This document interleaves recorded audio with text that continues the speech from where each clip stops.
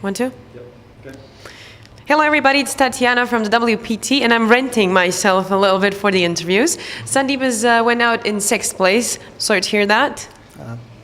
It's okay.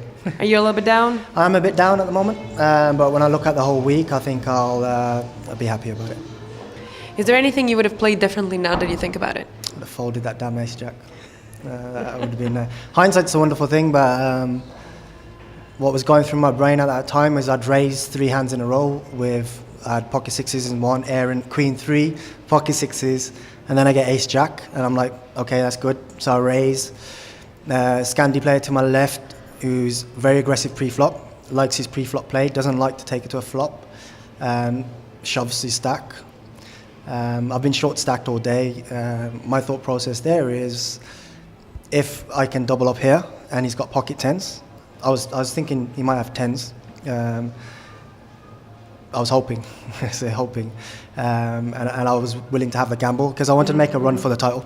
Laddering was of no interest. It was 6th or 1st. That's what I was trying to do.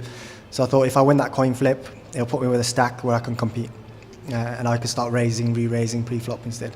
But unfortunately, went the wrong way. But this tournament didn't go the wrong way because you get to play with some big names here. Yeah, it's been fun. Played with Phil, played with Jake just now. He's also a very good British player, and he's representing on that table. And Jake is on a great run this year. I don't know much about professional poker players, but from what I've heard, he's been doing really well, and he's impressed me on this table. His pre-flop play is really good. Would it be nice to have a stack to stop him playing pre-flop and playing post-flop? Because I'm predominantly a cash game player, and the big difference between this and my cash games are I like playing post-flop. I'll play any cards post-flop, but in this situation, when you got to the final table with a short stack, you're very restricted. That's why I like this tournament, because at the beginning you were 40,000 chips, so you could play any 2 cards in every situation you wanted. It's sort of a little freestyle it a little bit. Yeah, exactly. That was more suited to my game. So I could play my favorite hands, 5, 6, 7, 8.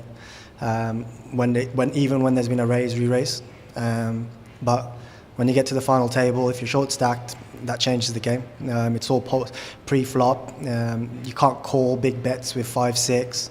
Although I did once, which I shouldn't have done, and my mate told me off afterwards. But it's poker. It's all a good experience. Yeah, it's good experience. It's good experience. It's frustrating at the moment, but it was good experience. Well, what's your next tournament then? Might give the World Series a shot, the main event. Maybe you're going to sit at the table with Phil again? Yeah, hopefully have Phil and Gus Hansen. That would be nice. Probably the EPT, more likely EPT in October. Well, I wish you all the luck at the WSOP and EPT and every other tournament. I'm sure I'm going to be interviewing at one final table where you win really, really soon. Thank you. Thank you. Thanks a lot.